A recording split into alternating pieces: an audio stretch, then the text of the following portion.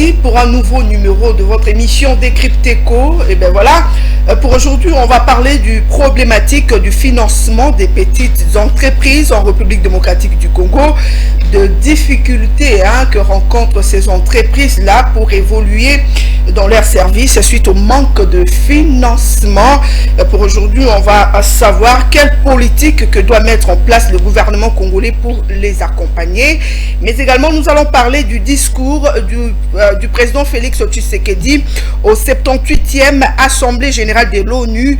Aujourd'hui, cet appel du président de la République, est-ce que cela va être suivi par les organisations internationales? Mais également, on va savoir qu'est-ce que la communauté doit sanctionner chez le Rwanda, parce qu'aujourd'hui, nous savons que si aujourd'hui on dit que la communauté doit sanctionner le Rwanda, que doit être cette sanction sur le plan économique?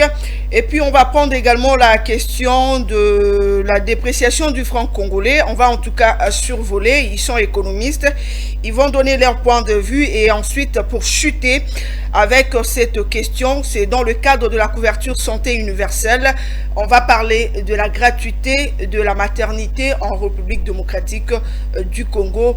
Quelle politique pour accompagner cette idée combien louable qu'a mise en place le président de la République? Et pour cela, j'ai deux invités sur ces plateaux.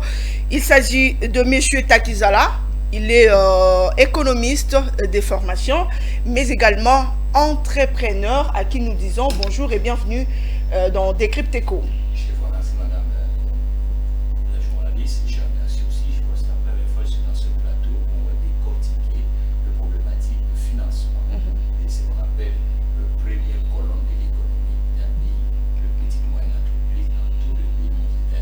Si vous ne le comprenez pas, l'économie recule. Surtout que vous êtes également entrepreneur. Voilà. Et puis, donc, je remercie aussi l'initiateur de cette chaîne parce que vous savez, en 2012, pour la première fois, quand je suis arrivé à Kinshasa, j'ai demandé à vos confrères qu'on parle un peu de l'économie. Les gens me disaient qui va nous regarder et qui va nous comprendre. C'était comme si restait pour les amphithéâtres, mais l'économie, c'est la vie, c'est le social. Et je remercie aussi le compatriote qui est en face, un confrère économiste. Je pense que le débat va être un débat de la réalité congolaise et de la science pour que nous puissions quand même permettre à cette grande nation qui puisse peser parmi les États nobles dans le monde. En face de lui c'est Egide Ngbené. Il est consultant ici à Ecofin Télévision, mais également chef de travaux. C'est un économiste également à qui je dis bonjour et merci d'être toujours dispo en tout cas pour cette émission au Décrypteco. Bonjour Madame Betty et bonjour à mon co-débatteur M. Takizala que j'ai souvent suivi et j'ai beaucoup d'estime en tant qu'économiste et quand je suis ses interventions, effectivement, comme il a dit, on doit remercier l'initiateur de la chaîne. C'est très louable d'avoir une chaîne qui parle de l'économie et de finances. C'est une première en RDC et je pense que comme vous l'avez dit, on va débattre, on va parler de l'économie et c'est ce qui se fait régulièrement ici au sein de Ecofin TV. On parle pas seulement de l'information de la rue, mais on parle aussi de réalité économique. Encore une fois, merci Madame Betty. Voilà, merci en tout cas d'être là. Merci à vous deux. Voilà, à la première question déjà sur la problématique du financement des petites entreprises en République démocratique du Congo, en rapport avec les difficultés que rencontrent ces entreprises sur le plan du financement.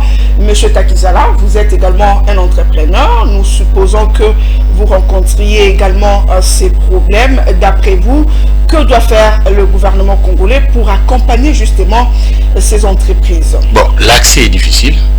D'abord, l'accès. Parlez de quel accès? L'accès pour le financement, pour le PME en République démocratique du Congo. Il y a beaucoup de choses à revoir. Et même ceux qui acceptent dans le financement, vous allez voir que les taux d'intérêt posent problème. Il ne suffit pas de donner le financement, il faut accompagner le chef d'entreprise, il faut l'encadrer, il faut permettre à ces chefs d'entreprise qu'ils puissent réussir. Il faut aussi étouffer ce qui peut empêcher le chef d'entreprise d'avancer, par exemple, le volume et le PCR de l'informel. Mais vous allez voir que 3/4 du temps, la plupart des chefs d'entreprise qui sollicitent, par exemple, le financement et ne tient pas compte qu'un financement, c'est l'argent qu'on vous donne pas cadeau. C'est l'argent qu'on vous donne pour que vous restituez à celui qui a prêté. Donc ça veut dire qu'il faut ficeler bien le projet. Il faut que le projet tienne compte de la réalité du marché, ainsi de suite. Et si vous n'avez pas un comptable, il faut que le comptable puisse travailler. Si vous n'avez pas un patrimoine, il faut que le patrimoine du quotient étatique puisse s'exprimer, ainsi de suite.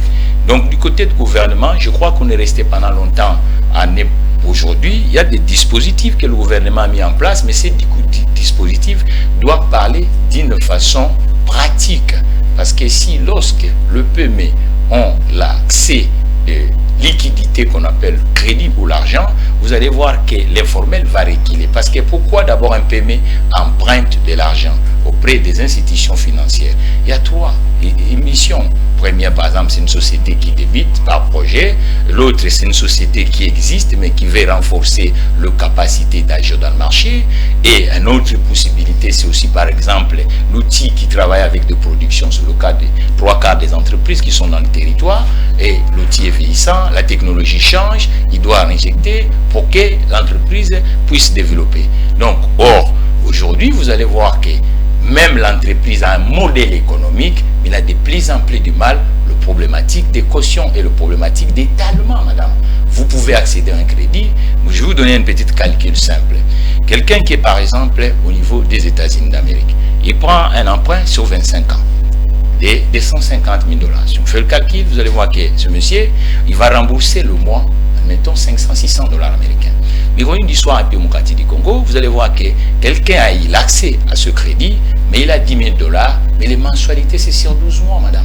Et combien il va rembourser une petite... Et ça tue beaucoup d'entreprises en démocratie du Congo. Donc ils n'arrivent pas à rembourser ce qu'ils ont pris comme en réalité, prêt. vous allez voir que, par exemple, les mensualités tournent autour des 1200, 1300 $. Et puis, le banquier, c'est le partenaire de l'entrepreneur. Le banquier ne peut pas être, même un huissier, a aussi une compréhension pédagogique auprès de partenaires qu'on appelle l'entreprise. Il faut que, il faut renforcer la capacité de cet emprunteur que vous avez emprunté. Il ne suffit pas de regarder uniquement que l'horloge où vous attendez quand il va rembourser et même l'étalement, madame. Un crédit d'entreprise, ce n'est pas un crédit de consommation. Vous prenez aujourd'hui et le lendemain déjà, le mois prochain, il faut payer. Il faut l'étalement. Le taux d'intérêt est exagéré, madame. Vous allez voir que tous ces ingrédients-là... C'est un taux qu'on vous propose au préalable avant que vous contractez justement... Oui, normalement, quand il propose, mais qu'est-ce que la personne va faire par exemple, madame? Et vous savez, les États, lorsque les entreprises comme le petit et moyenne entreprise deviennent en difficulté, l'État, ça se voit, le taux du chômage et beaucoup de choses. Mais l'État, pourquoi il crée ce qu'on appelle les cautions étatiques? C'est pour permettre que lorsqu'un entrepreneur, le risque et le banquier commercial, quand il voit et qu'il y a une caution étatique, automatiquement, il peut comprendre. Il peut aussi, la Banque centrale essaye d'intervenir parce que le régulateur, c'est la Banque centrale. Observez les taux d'intérêt, même dans des pays limitrophes. Les taux d'intérêt dans le pays limitrophe. Vous allez voir que nos taux sont vraiment exagérés. C'est au-dessus. Quand vous dites qu'il faut que la Banque centrale également intervienne, il doit intervenir à quel niveau? La Banque centrale, c'est l'emprunteur des banques. Parce que nous, les entreprises, nous empruntons par la Banque centrale. La Banque centrale, c'est celui-là qui donne les licences d'exploitation aux banques commerciaux ou aux banques d'investissement, ainsi que des établissements de financement dans l'économie qui financent des agents, le ménage, les entreprises et le système économique.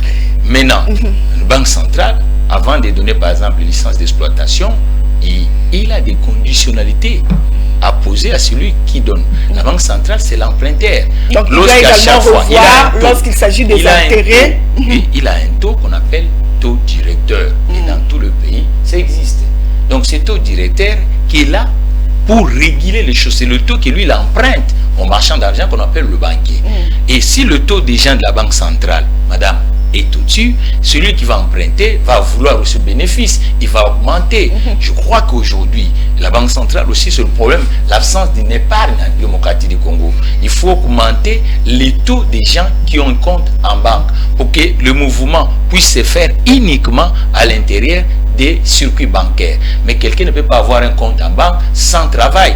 D'où la nécessité, l'importance de ce qu'on appelle par exemple les dispositifs subvention ou taux à taux zéro, taux d'honneur, prêt d'honneur, où l'État, parce que notre économie aujourd'hui, nous devons les relancer. Il faut que les entrepreneurs puissent avoir la facilité d'accéder au financement et puis il faut accompagner et encadrer les entrepreneurs qui essayent d'exceller dans un pays. Si aujourd'hui, l'accompagnement, aujourd'hui, du point de vue administratif, nous pouvons concéder que l'État a bougé, par exemple, avec guichet unique, le durée administrative. Mais maintenant, il faut compléter l'encadrement et l'accompagnement des chefs d'entreprise en République démocratique du Congo, surtout ceux des petites tailles et petites moyennes entreprises. Il faut les accompagner. Il ne faut pas les laisser seuls. Parce que lorsque vous les laissez seuls, le monde est en train d'évoluer. Nous avons un taux d'informel, d'abord qui ne les arrange pas. Vous savez que 3/4 des entreprises qui sont jointes à la démocratie du Congo, madame, nous n'avons pas ce qu'on appelle le carnet de commandes. C'est-à-dire que l'entreprise attend uniquement quand Madame Betty va venir, quand Monsieur va venir. Or, il faut réguler aussi de ces côtés. Pourquoi les difficultés qui est tenté d'accroître tous les jours, d'un côté, le problématique de la fiscalité. Voilà. Il faut que nous puissions le financement. Les entreprises sans financement, on ne peut pas avancer. Il y a l'étalement, il y a le taux d'intérêt et il y a l'accès au financement. Voilà, et Jules Mbene, M. Takizala dit, il faut que du côté de la Banque centrale également, qu'il allège un peu lorsque les banques viennent, avant qu'une banque vienne s'installer en République démocratique du Congo, qu'il assouplisse un peu, en tout cas en ce qui concerne les intérêts. C'est alors que ces banques, à leur tour, va également assouplir un tout petit peu lorsqu'il y a des entrepreneurs qui viennent pour emprunter auprès de. Quel est votre point de vue? Mais avant cela, répondez d'abord à la question de savoir quelle politique doit mettre en place le gouvernement congolais pour accompagner justement ces entrepreneurs qui débutent en République démocratique du Congo. Merci Madame Betty pour la question. Merci à M. Takizala pour son intervention de tout à l'heure. Je suis à moitié d'accord et à moitié pas d'accord, s'il faut le dire. Allez-y, expliquez-vous. De votre intervention. Il est resté vraiment entrepreneur parce que là, il a seulement touché le seul point. Le seul problème qu'a les entrepreneurs, c'est l'accès au crédit. Alors, vers la fin, il a voulu un peu chuter vers la fiscalité, qu'il avait raison, parce qu'on a un taux d'imposition très pléthorique et il y a aussi un problème, il y a l'inadéquation entre, vous voyez, l'entrepreneur qui à l'intérieur ne sait pas arriver ici, faute de route de transport, faute de route, faute de moyens de communication. Il y a beaucoup de choses que les entrepreneurs font face. Les entrepreneurs font face. Il y a la multiplicité des taxes. Il y a beaucoup de choses lors de la création d'emplois. Et en 2000, je ne sais pas, 8 ou 9, ils ont mis en place guichet unique pour création d'entreprise. Ça a aidé, hein, M. Takizala, là quand même reconnu. Mais le pays n'a pas accompagné les entrepreneurs. Ils étaient là pour percevoir les fruits qui étaient liés à la création. Formalité administrative. Non, pour accompagner les entrepreneurs. Il a soulevé un point très important là où il a parlé des taux d'intérêt. C'est important. Il est allé plus loin pour parler du taux directeur de la Banque centrale. Il a dit la Banque centrale, c'est la banque emprunteur. Mais oui, c'est moi, je l'appelle, c'est la banque de banque, c'est la banque mère. Les taux d'intérêt est de 2,5%, c'est normal. Mais le banque commerciale, mais le problème là réside au niveau des taux d'intérêt, au niveau de la banque commerciale. La banque commerciale emprunte chez la banque, à la banque centrale à 2,5% pour 24 heures. 24 pour 24 heures, ils doivent nous rembourser. Mais la banque commerciale, à son tour, il va donner à un individu, à un entrepreneur, un crédit peut-être de 10 000 $. Il y a aussi un problème. Par rapport à la demande, il sait de quoi je parle. L'entrepreneur a besoin peut-être de 100 000 $, mais la banque commerciale arrive sur le terrain, il fait l'analyse de besoins ou l'analyse de biens que l'entrepreneur a ou soit a. Caution. Même avant le caution, il va se rendre compte par rapport aux biens qu'il a, au lieu qu'il lui donne 100 000 $, peut-être 5 000 $. Imaginez quelqu'un qui avait besoin de 100 000, on lui donne 5 000. Et pour quel laps de temps et pour quel taux d'intérêt? On vous dit 5 000 $ pour un taux d'intérêt de combien? De 5%. D'abord 5 000 $, ça c'est, quand il faut définir le temps, c'est un crédit à long terme, c'est pas un crédit à court terme. Mais ils vont diminuer les crédits pour la ramener en quoi? En court terme.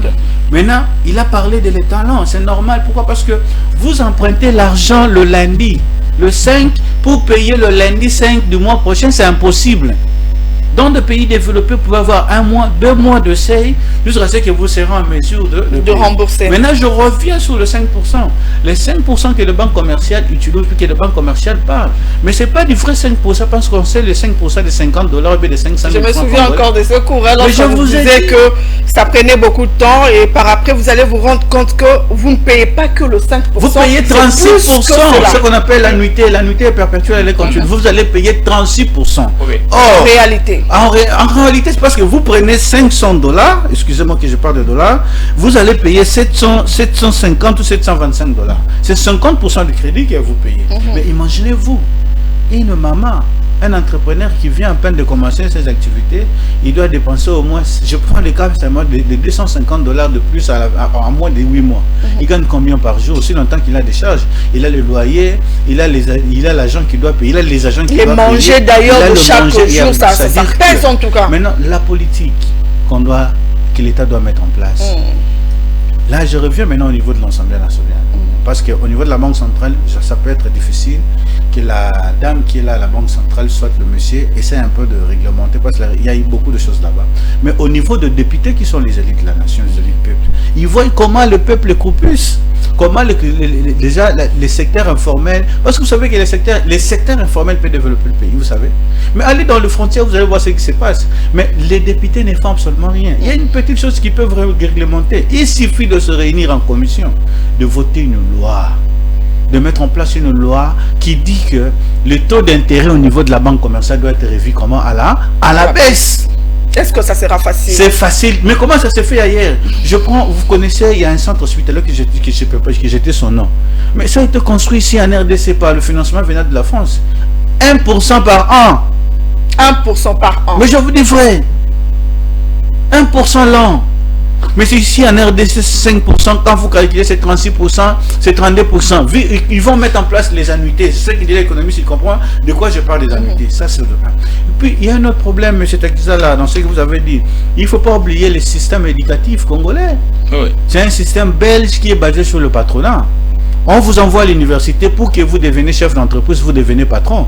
Si vous dites à même votre enfant, si vous dites que papa, après avoir fini mes études en économie, je voulais me lancer en entrepreneur, je vais devenir entrepreneur, il va te dire, mais moi, tout ça, tout l'argent que j'ai investi pour lui pour aller faire du commerce, ils vont appeler ça n'importe quoi.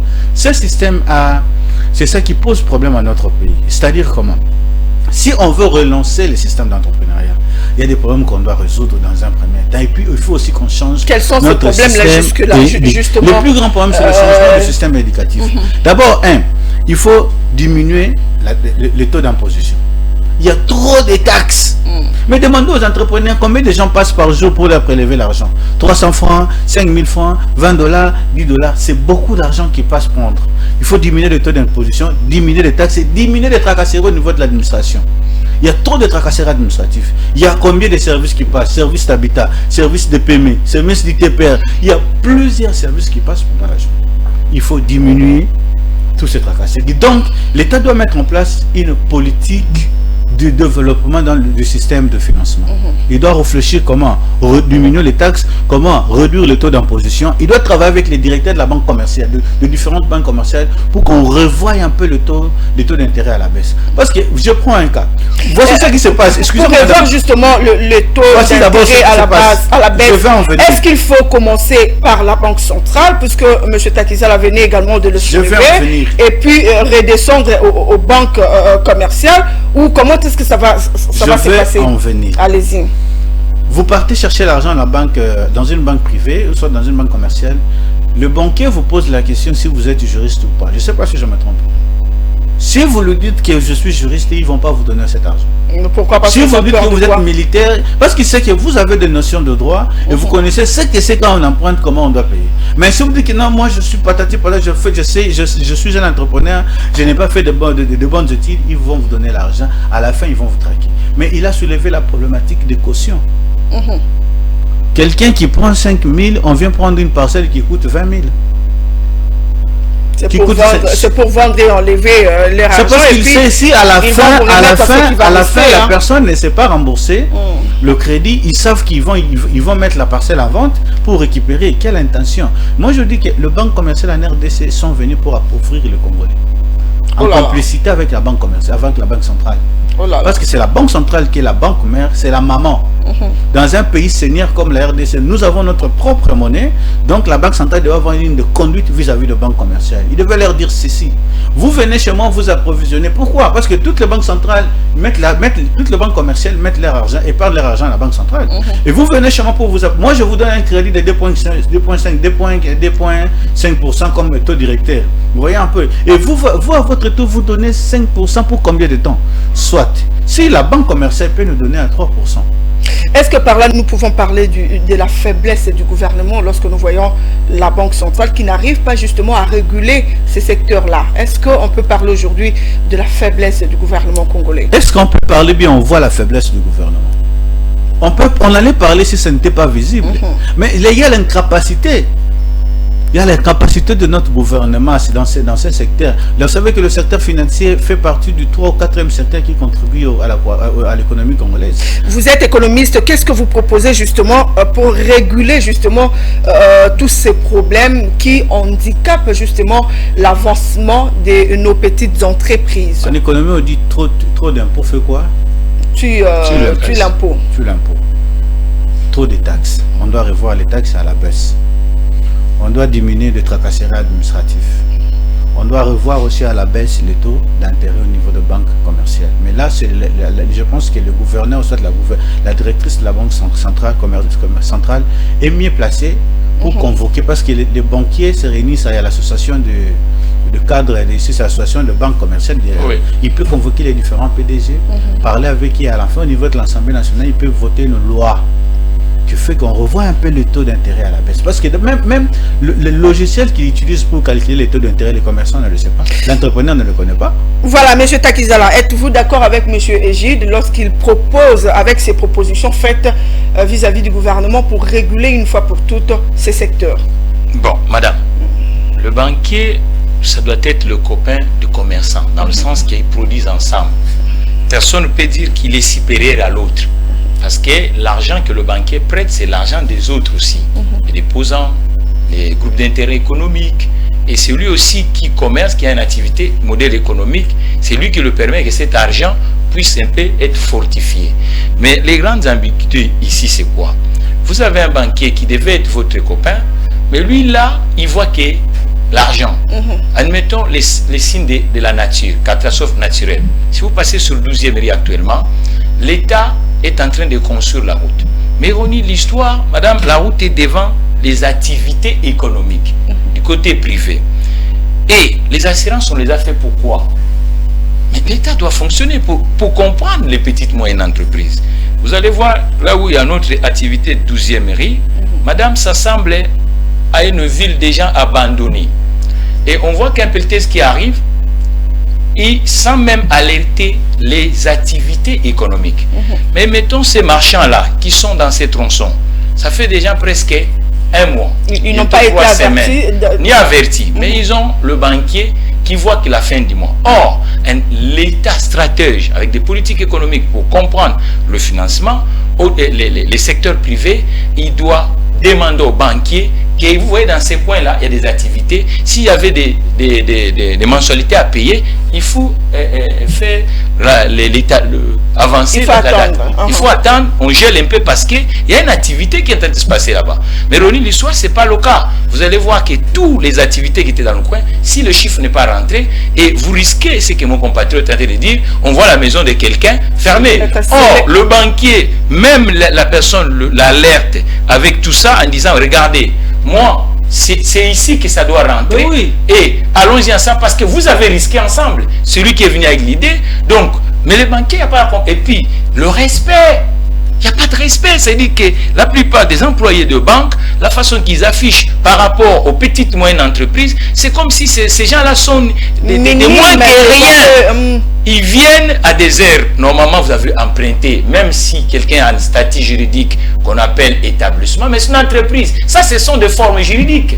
Et ça ne les écarte pas à être entreprise. Même, il n'y a pas une personne morale, mais la personne morale, c'est la personne physique. Mais cette personne physique n'est pas salariée. Il est salarié entreprise. Donc, il faut minimum de respect. Donc, si c'était pour les raisons professionnelles, vous n'allez pas aller le chercher à 20h chez lui. Vous n'êtes pas copain, vous êtes professionnel. Vous voyez qu'il vient... Il faut rester dans le professionnel. Il faut rester dans le professionnel. Et vous ne débarquez pas dans une activité professionnelle sans un rendez-vous. Il faut un rendez-vous. Ce sont des institutions. Il faut écrire en disant tel ça, et le professionnel va vous donner le rendez-vous. Mais ici, qu'est-ce qu'on voit? On voit quelqu'un qui vient débarquer parce qu'il a emprunté. Or, quand vous avez emprunté à ces messieurs, par exemple, 10 000 ou 20 000 ou 100 000 $, mais c'est que lui, il a investi et plus à ce que vous avez emprunté. Donc, comment fait-il, vous le prenez comme si, parce que vous avez emprunté 100 000 $, qu'il est inférieur? Mais non, c'est un partenaire, on le doit le respect. Donc, il y a beaucoup de compatriotes comme ça. Moi, j'ai lancé un incubateur où je demande à ces petites moyennes entreprises qui ne connaissent pas comment il faut travailler avec la banque, comment il faut ficeler les choses, comment il faut réguler les choses. Les cabinets d'avocats existent pour que dans des cas comme ça, dites-moi quelqu'un qui se retrouve dans des cas comme ça, comment une banque peut commencer à chercher, à dire non, on doit attendre. Mais M. Takizala, il y en a beaucoup. Dans le cas d'espèce, est-ce que le propriétaire a eu à respecter le délai fixé avec la banque? Puisque avant de contracter un crédit, on vous propose... Madame, admettons par exemple là, ce cas-là, par exemple de ce cas, ça débite au début de mois. Vous comprenez? Mais est-ce que le monsieur ou la femme a eu à signaler à la banque? Il y a des cas comme ça. Moi, je prends des doléances comme ça. La personne appelle celui qu'on appelle le référent à l'institution bancaire. Le référent arrive. Il voit aussi, il constate. Mais après, il vient voir la personne en disant non, vous savez, il faut payer, il faut chercher, ainsi de suite. À un moment, nous devons savoir qu'est-ce que nous voulons concrètement. Parce que la banque, l'échéancement peut arriver aussi. On voit même des États qui n'arrivent pas à rembourser. On regarde comment il faut étaler la chose. Dans un seul mois, avec ce genre d'activité, dites-moi pourquoi les verbes doivent changer. Le respect à celui qui t'emprunte. Et vous savez qu'il y a un dicton qui dit on prête qu'aux riches. Vous pensez que quand vous avez emprunté à quelqu'un, vous n'allez pas trouver la personne faible. Mais comment fait-il en train de jeu, vous êtes en train de travailler, il arrive que, par exemple, il y a une catastrophe industrielle, vous avez vu au niveau de Covid-19, qu'est-ce qui s'est passé dans des états majeurs? On l'a déclaré en disant il faut étaler, il faut geler d'abord, parce que les gens ne font pas rentrer les choses. Et les cas comme ça, il y en a assez. Quand l'État crée par exemple des routes, il doit informer les professionnels. Donc vous voulez qu'il y ait respect de part et d'autre, c'est-à-dire que la banque respecte... La banque sans les activités économiques, petits ou grands, la banque ne va pas exister. Donc si la banque puisse exister, il faut que les petits commerçants existent. Donc il n'y a pas petit et grand. Mais si vous avez emprunté à cette dame ou à un monsieur, parce que vous avez trouvé que quelque chose existait pour que vous puissiez travailler ensemble. Minimum de respect. Il ne faut pas que l'autre trouve comme s'il est grand par rapport à l'autre. Voilà, le minimum de respect. Si c'est dans des relations professionnelles, Madame Betty, vous n'allez pas aller chercher le chef d'entreprise chez lui un dimanche à 18 h. Voilà. Et surtout que vous avez trouvé un cas de catastrophe naturelle où le chef d'entreprise est pour rien. Un autre problème de difficulté, c'est le taux de l'informel. Nous disons ça tous les jours ici. Comment voulez-vous que les entreprises petites viennent devenir crédibles? Si vous êtes un banquier, vous trouvez que Madame Betty a emprunté, mais il a un service qu'il propose. Vous avez d'autres comptes, non? D'autres clients. Pourquoi pas trouver une alternative, même à l'intérieur de la banque, pour que cet entrepreneur puisse avoir des ressources, par exemple. Voilà, vous comprenez? Donc ça n'existe pas. La banque attend toujours qu'on le fasse. Non, on peut créer des produits dérivés entre le banquier et son client professionnel. Parce que comme ça, les choses se font dans des pays majeurs. Mais ici, chez nous, comme il l'a emprunté, on a pris beaucoup de temps pour ces sujets. Merci à vous, monsieur Takizala. En tout cas, c'est une histoire qu'il a soulevée, mais c'est également vrai, hein, monsieur Gilles. C'est vrai, mais c'est pas totalement vrai. C'est pas totalement vrai. Quand le client, soit l'entrepreneur, va dans une banque commerciale, société à un crédit, avant qu'on l'octroie un crédit, je pense qu'il a plus de 10 à 15 papiers qu'il signe. Mais le malheur, c'est quoi? Ils n'ont pas le temps de lire. Voilà. il signe en 2 ordres parce qu'il sait que dans 5 minutes, il va percevoir l'argent. C'est l'argent qui le préoccupe. Qui l'intéresse. Oh, s'il avait réellement le temps de lire ce qui était écrit là-dedans. Moi, j'ai déjà eu le temps de lire. Tout ce qu'ils font là, quand ils viennent là, quand ils font tout ce qu'ils font là, c'est pas ce qui est mentionné dans le document. C'est couché sur le document. Que vous faites dans le Kibater. Essayez un peu de former les gens qui viennent vers vous en ce sens, qui le lisent. S'il ne sait pas lire, qui peut aller lors de l'emprunt, il peut se faire accompagner d'un avocat, que l'avocat lit, prenne le temps de lire afin de lui expliquer. Pourquoi je dis ça? Ma femme a connu ce problème à un moment. Elle était dans une activité vers Mongafou là, et le bailleur devait construire sa maison. Il dit on doit déguerpir. Il fallait changer de boutique. Vous voyez un peu, comprenez ce qui se passe. Mais tout ce temps-là, on a vécu de pression énorme au niveau de banquiers. À des fois, je me souviens une fois le matin, je vois un banquier venir le matin chez nous à 8 h. Je lui dis, le comptant n'était pas signé à 8 h. Et le jour où vous m'avez remis l'argent, en 6 h. Et puis, je suis en difficulté parce que là où je suis, on a fermé. Vous devez me donner un peu de temps. Que vous le vouliez ou pas, soit vous m'amenez en justice, ou soit vous me laissez un peu le temps. On était obligé de revoir l'échéance. Mais c'est pas n'importe qui parce qu'ils donnent du crédit aux communs de mortels, aux gens qui n'ont pas de connaissances dans la matière. Donc vous dites que le problème c'est beaucoup plus parce que ces entrepreneurs n'ont pas le temps de lire tout ce que leur propose la banque. Là, il y a aussi, je ne suis pas... Là, c'est un cas. Ça, c'est un cas, mais je parle de la... Là, je le reviens, dans la mauvaise foi des banquiers. Là où il manque le respect et la compréhension. C'est-à-dire qu'en cas de problème, comme ce qui vient de soulever M. Takizala, normalement, le banquier devait comprendre. D'abord, c'est un client. Oui. D'abord, c'est un client. Le client est roi, comme on le dit. Au-delà qu'il est roi, mais ils ont un contrat qu'ils ont signé ensemble avec la banque. Ce n'est pas un voleur. C'est un client et qu'il a connu un problème en cours d'exercice ou en cours de contrat. C'est-à-dire qu'on devait avoir aussi d'autres façons pour essayer un peu de voir, pour le permettre. D'ailleurs, dans des pays développés, on peut te donner notre crédit.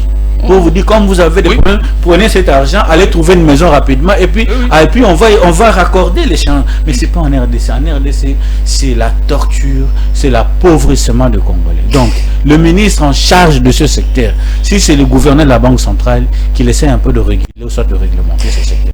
Voilà, c'est au gouvernement en tout cas de revoir tous ces problèmes parce que on doit également protéger ses enfants, on doit également protéger ses concitoyens. Et bien voilà, ce sont des problèmes comme ça que les entrepreneurs rencontrent. Voilà pourquoi plusieurs entrepreneurs d'ailleurs sont sceptiques quand on leur parle de formaliser ou d'être formels en tout cas dans ce qu'ils font. Ils sont sceptiques ou alors il y a de ceux-là qui rencontrent deux problèmes, leur maison saisie à cause des comportements pareils. Donc ce gouvernement congolais de revoir tous ces problèmes. On va prendre notre sujet. Je vais compléter mon confrère. Monsieur Gide. Du côté des entrepreneurs, il faut aussi que les entrepreneurs ne pensent pas que quand vous prenez l'argent de banquier, ça devient votre argent. Vous avez pris ça pour un but précis. Investissez cet argent et investissez, n'achetez pas le véhicule, n'achetez pas ta maison. Vous avez pris ça pour l'activité économique, il faut mettre ça dans l'activité économique. Alors, et puis l'État doit faire de sorte que la compréhension soit, parce que tout le monde n'a pas la même compréhension. Mais comme c'est un agent économique qu'on appelle l'entreprise, il faut que de temps en temps, lorsqu'il a des contractuels, il faut qu'on puisse avoir des guichets qui accompagnent la personne pour regarder clair et net les choses. Et s'il y a un problème comme ça, il faut avoir aussi mutualisé même un juriste financier. Lorsqu'il y a des cas, par exemple le cas des comme ça qu'on a montré, la banque ne peut pas faire ce qu'ils font de temps en temps. Que les banques revoient leur manière de faire les choses parce que c'est lui qui contracte ses crédits auprès de vous, c'est un partenaire. Il faut traiter en tout cas son partenaire comme il faut. On va changer de sujet. On va parler cette fois-ci du discours du président de la République à la 78e Assemblée générale de l'ONU, axée sur établir la confiance et raviver la solidarité mondiale, accélérer l'action menée pour réaliser le programme d'ici 2030 et les ODD en faveur de la paix et la prospérité, de progrès et de la durabilité pour tous. Au cours de son discours, le président de la République a demandé à ce que ses partenaires également sanctionnent le Rwanda comme l'a fait les États-Unis d'Amérique. Gide Ngbene, est-ce que l'appel du président de la République va être suivi? l'appel du président de la République va être suivi, mais le problème se réside au niveau du discours. Le discours du président était un discours tellement... c'était un discours social et sécuritaire. Moi, je dis que ce n'était pas un discours purement congolais, c'était un discours international. Parce que le vrai problème des Congolais n'était pas soulevé. Disons, le vrai problème des Congolais n'était pas soulevé à ce discours. Il a parlé de la solidarité. J'ai aimé là un moment où il a parlé, il a dit que c'est comme si le président se rend compte, se réveille que les Congolais sont devenus matures, il peut lui-même assurer sa propre sécurité. Vous voyez, mais on a des problèmes à l'interne. Puis un peu plus loin, il va dire qu'on le veuille ou pas, à mes mots. En 2023, le 20 décembre, on va organiser les élections. Mais à l'interne, on a des problèmes sérieux. Dans ma province, comme dans le contrôle où je suis dans le Bandundu, parce que moi je suis du Bandundu, et plutôt je suis du commandement Indombisi. Dans mon village où je suis chef coutumier, je suis Teke. Tout le monde est ici à Kinshasa. Aucune politique mise en place pour l'encadrement ou soit le suivi de ces gens qui sont ici. Les gens meurent tout le jour et nos villages sont devenus déserts à cause du trouble qui se passe là-bas de Mobondo. Mais quand le président dit qu'à la fin 2023, on va organiser, qui vont voter? Je ne suis pas contre les élections, je ne suis pas non plus contre le président. Je fais une analyse scientifique en tant que scientifique et congolais. Clairement, en tant que Congolais, qui vont voter. C'est-à-dire qu'en 2023, les gens qui vont postuler au niveau de Maïndombe là-bas, au niveau du niveau de Kikwiti, les gens n'iront pas voter parce qu'il y a les Mobondo. On peut dire que la situation est revenue à la normale, oui, mais comment? Parce que ceux qui ont fui la guerre, ceux qui ont fui ces atrocités jusqu'à aujourd'hui, habitent ici Kinshasa, ils ne sont plus rentrés au village. Comment ils vont voter? Nous sommes à 1 ou 2 mois des élections, ils vont voter comment? Merci au président de la République. Il a essayé de parler de la solidarité. La solidarité dont il avait soulevé ici, c'était une solidarité au niveau international. Parce que là, il avait évoqué la problématique de l'Ukraine. Il a même remercié le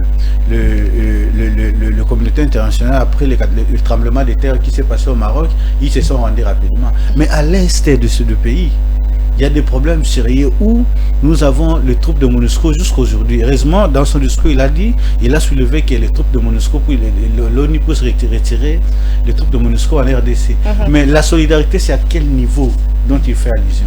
La sécurité, on ne veut pas sur le plan sécuritaire que ça se passe comme ça s'est passé en 1960 quand on devait chasser les Belges et faire que les Congolais étaient à mesure de se prendre en charge. Vous chassez les troupes de MONUSCO pour que les Congolais assurent leur propre sécurité. Comment on va assurer notre propre sécurité? Aussi longtemps même au niveau national, au niveau local ici, nous entretenons entre nous.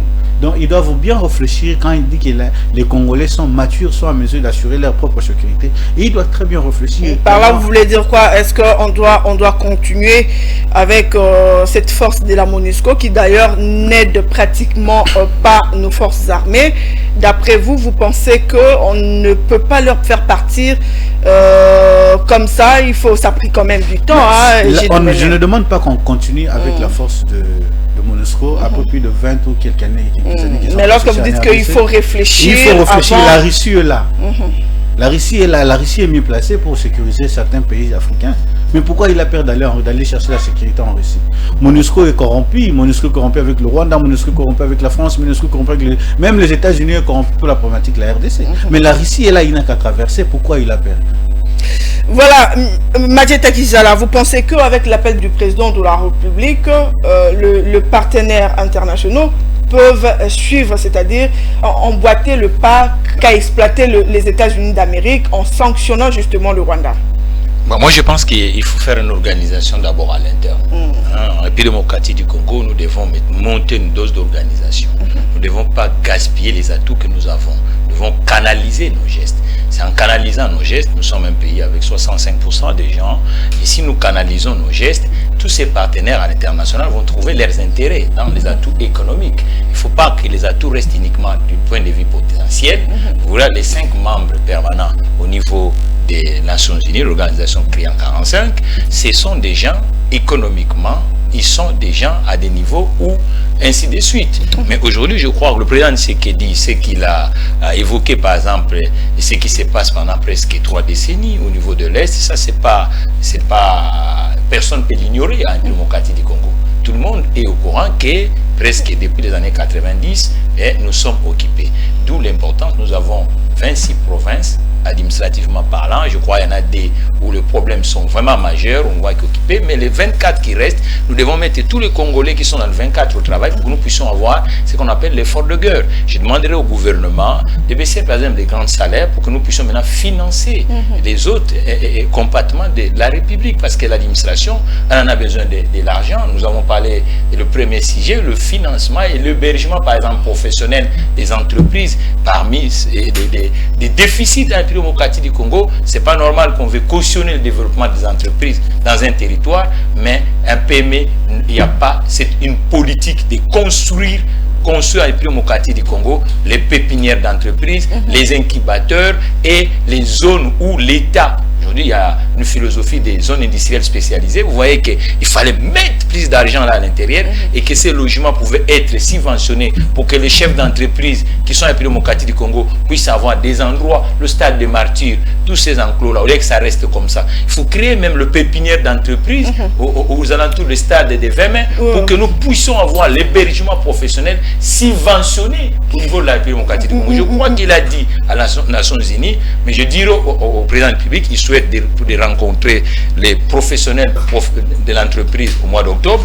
J'estime qu'on sera en face pour le dire en face qu'aujourd'hui, l'élection, oui, comme mon frère disait, mais l'élection, on jauge quoi? On jauge les problématiques sociétales. Il faut que les choses soient budgétisées et chiffrées. Il faut que les déficits, Madame Betty, de la République démocratique du Congo, soient chiffrés. Ça fait déjà 4 fois qu'on fait des élections. Et vous voyez que l'exode. Vous avez vu cette semaine-là, Lampedusa, les bateaux. Mais avec le projet du 145 territoires, nous avons que même l'intérieur sera construit. Il faut multiplier. Je vous ai soulevé quelque chose qui est ignoré aujourd'hui dans la République démocratique du Congo, l'hébergement professionnel. Parce qu'il faut, on ne peut plus laisser les entrepreneurs congolais se loger. On revient encore dans le dossier des entrepreneurs. Voilà. Donc je crois que le président de la République, il a soulevé, mais on demande une grande organisation à l'interne. Réduisons la taille du gouvernement parce que nous avons besoin des moyens pour injecter dans les autres secteurs, l'agriculture, le logement des gens, le logement professionnel, et puis baisser les grands salaires. Nous savons d'où le grand salaire se retrouve. Il faut maintenant un plan comptable de la République démocratique du Congo, dans quel secteur nous avons des déficits. Il faut que se projeter. Sans plan, on ne va pas se projeter. Donc il faut aujourd'hui, au niveau de la République démocratique du Congo, nous devons savoir aujourd'hui, pour créer les emplois, ça nécessite quoi? Combien d'argent? Et puis la douane, j'ai toujours dit, nous n'avons pas un grand port au niveau de la République démocratique du Congo. On va prendre un autre sujet. Dans le cadre de la couverture santé universelle, voilà, le président de la République venait en tout cas de mettre en place la gratuité de la maternité. Et Gilles Ngwene, puisque nous sommes avec vous, est-ce un acte fort posé par le gouvernement? C'est un acte salutaire, s'il faut le dire. Depuis plusieurs décennies, puis c'est constitutionnel. Il y a eu un problème au niveau de la gratuité de la santé, s'il faut le dire, dans son ensemble. Voilà. Les pays développés fonctionnent avec des mutuelles de santé. Mais en RDC ici, c'était vous êtes malade, vous êtes abandonné à votre propre sort. C'est louable, je le dis. J'ai du coup de chapeau au président de la République et au ministre de la Santé, l'excellence Roger Kamba, pour l'initiative. Mais l'initiative souffre encore. Bien sûr que c'est lancé, mais ça souffre énormément. Récemment, j'étais aux cliniques universitaires où on me dit, mais on leur apporte des cas au niveau des cliniques, des femmes qui viennent pour donner naissance aux enfants. Déjà, mais ils ne sont pas équipés, s'il faut le dire. Ils n'ont rien comme matériel, ils n'ont rien comme bien. Moi, je me dis, c'est là où l'initiative souffre. Mais avant d'arriver à la gratuité, il me faut voir les niveaux de vie de médecins, les niveaux de vie de l'infirmier. Il fallait d'abord commencer par améliorer les niveaux de vie de médecins, améliorer les niveaux de vie de l'infirmier et c'est-à-dire retravailler, soit améliorer aussi la qualité de nos centres de santé. Mais vous passez à la gratuité. Oui, c'est bien bon la gratuité de la maternité, mais le premier mois de l'enfant aura besoin de gants. Ouais, le médecin pour toucher le bébé, il a besoin de gants. Ils ont besoin de petits médicaments là pour prendre en charge le malade. On a besoin de quelques sachets de sang, on ne sait jamais. Mais ils ne sont pas encore équipés. Moi, je pensais qu'avant de lancer, il fallait d'abord commencer par mettre déjà en place tout cela. Déjà, il y a un problème. Ils ont d'abord commencé par répertorier le nombre des hôpitaux qui doivent prendre les malades en charge. Mais ils n'ont pas cité, et ça c'est un problème. Qui est celui qui est malade à Kinkole? Il voulait il voulait donner son enfant parce qu'il y a un hôpital de référence et que l'hôpital de référence de Kinko n'est pas pris en compte. Vous allez dire à la dame ou soit au monsieur, nous, notre hôpital n'est pas pris en compte. Non, vous devez donner naissance, c'est-à-dire que le gouvernement doit apprendre à être, pour ne pas utiliser le mot dur face à l'État, mais doit apprendre à être honnête vis-à-vis des Congolais. C'est-à-dire que s'il faut lancer, il faut s'équiper, il faut être vraiment suffisamment calé, même à 90%, même à 80%, même à 90%, et puis lancer la gratuité de la... Voilà, Mathieu Takizala, avant de lancer, comme le dit Egide Mbene, il fallait d'abord commencer par équiper ces hôpitaux-là. Bon, je vais répondre. On a commencé par le discours du chef de l'État. Heureusement qu'il a parlé d'un conflit qui date du Sahara oriental entre l'Algérie et... Vous revenez encore à ce sujet-là. Oui, mais c'est un débat. Nous décortiquons l'actualité du monde et puis de la République démocratique du Congo parce qu'on ne vit pas en Antarctique, on vit avec les autres et le monde, c'est une compétition. Donc le rapport de force compte. Alors, et puis les négociations comptent aussi. Si vous avez aussi, les gens trouvent que chez vous, ils peuvent récupérer quelque chose de bon.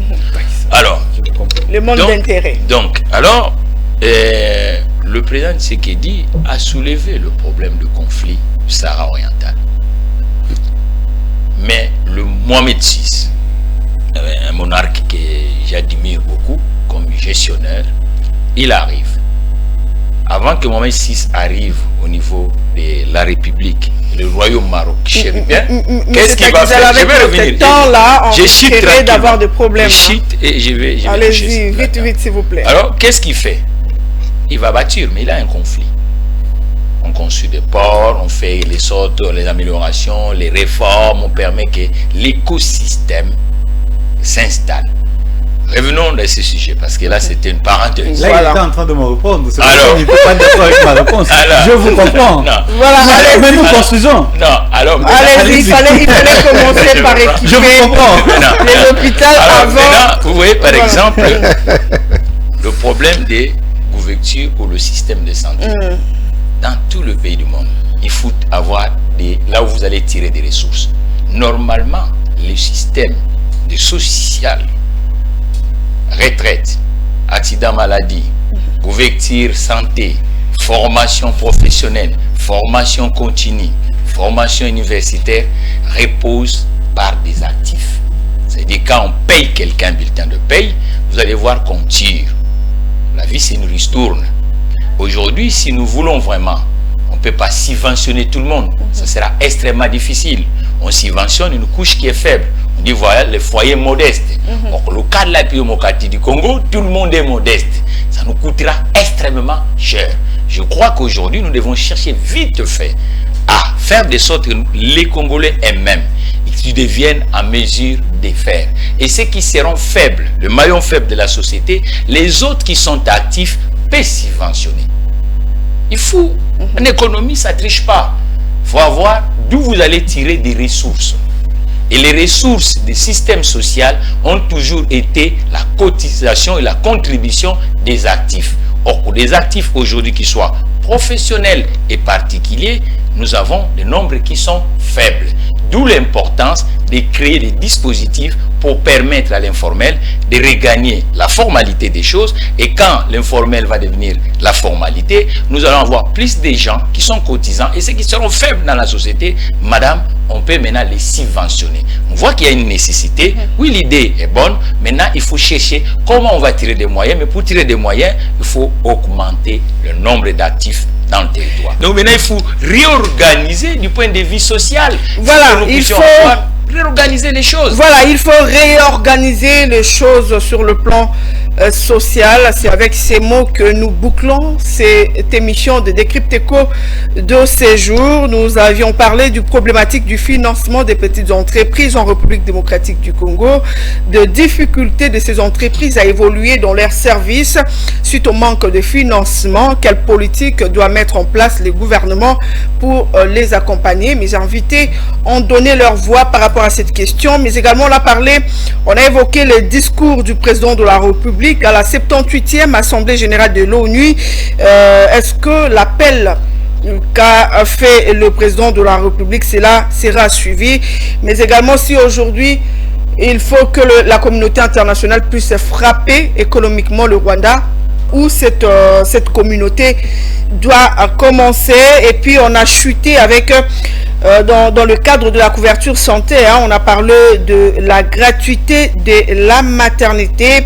Est-ce un acte fort posé par le gouvernement congolais? Ils ont donné leur voix. C'est Mathieu Takizala, il est économiste de formation, mais également il est entrepreneur. Face à lui, c'était un fils maison. Lui, c'est Egide Mbene, il est chef de travaux, économiste également, mais ici il est consultant économique au sein de cette chaîne Ecofin Télévision. C'en est fini pour aujourd'hui, mesdames et messieurs. Merci à vous, merci en tout cas. Le plaisir est partagé. Voilà, c'en est fini pour aujourd'hui. Le rendez-vous est pris pour la semaine prochaine, certainement autour d'autres questions, avec certainement d'autres invités. Au revoir.